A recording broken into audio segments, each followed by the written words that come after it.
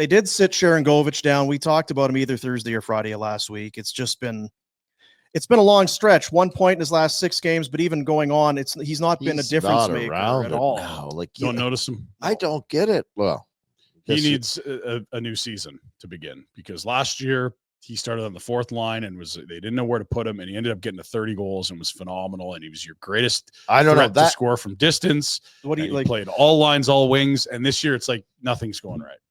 My concern, and your comment is actually jumps out at me, is that where did he start last year?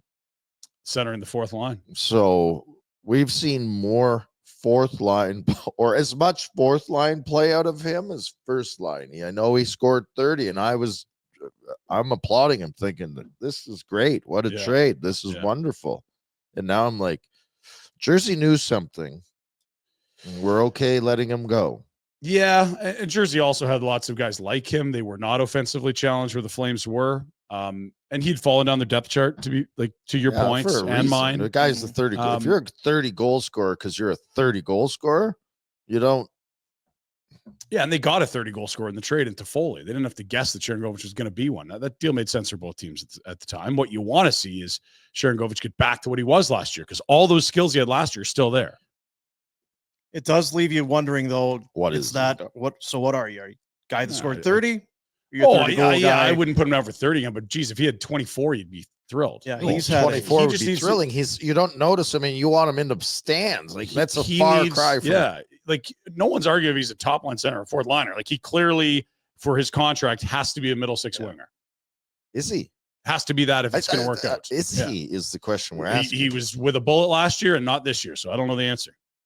And sometimes what happened in Jersey too, isn't it? Because he had the good year, and then he 24 and then down to 11 or something like that. Boy, and the thing was too last year is they put him in all those different roles, and it seemed like he didn't necessarily thrive, but he was up for the challenge, and it was more or less came through for them. You were impressed that despite being moved around all over the lineup, he scored.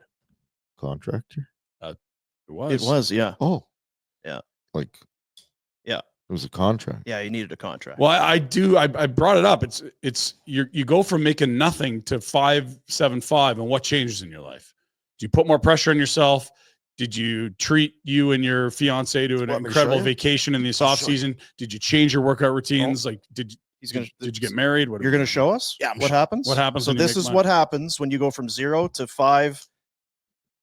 Uh-oh. See what he's doing here? Geez. You see what he's doing?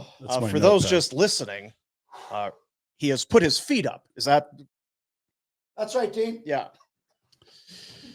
Yeah, and look, if you wanted to measure his how much he was putting his feet up. Thank God it's a visual. I mean, how did we ever do this on the radio? I don't know. You know? Foolish. How did we ever get our points across?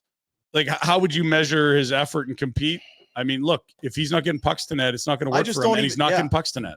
I feel like you don't even see him to give him a rating. Here's a question. You have to really be. We've Huska has been great, right? We love Huska. Yeah. Huh? He's done a lot with very little. Okay. I see him getting heat in social media. I don't get it. It's like, they don't score enough.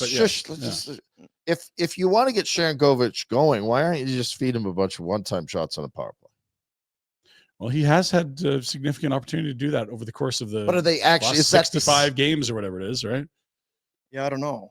It's not like I haven't tried putting him with different guys. He's been. I don't want different guys. I just want you're on the power play, shoot the puck. That's it. That's all I want you to do. That's what we were saying in November when he came back from injury. Shoot the bleeping puck. It feels like they don't even get set up on the power play for him to be in a position to wait. And their power play's not bad. And to be fair, like Coronado's passed him. Frost has come in and helped him with zone entries. Like I'm not making an excuse for him, but like you're getting a chance to shoot the puck when you can earn a spot in PP1. He hasn't earned it. He's done that. If Frost and those guys have already passed him by, where are you going to get him in? And boy, if there's a team right now that would take a little bit of soft play or some mistakes and trade it for scoring. Yeah. I mean, it's Huska right now. He's dying for it. Here's some of for Sharangovich, 1 point in his last 6. Joel Farabee takes a shot off the hand yesterday. I don't know I was kind of surprised that he came back with what it looked like, but he comes back and had a partial breakaway and didn't score. He's got 1 goal in 10 games, no assists. So the 1 point in 10 games that's not good enough either. Goodness. It's not. Frost came with him 2 goals and an assist in 10 games. I said it the other day. I'm not looking to protect the guy. I just feel like They need some time. you need some guys around you a little bit. The one guy was Sharangovich, who we told you can't piss a drop, and Farabee also. It's Death Valley. Hey guys, thanks for watching. Be sure to check out more of our content right here on the Flames Nation YouTube page. We had a bunch of great long form interviews.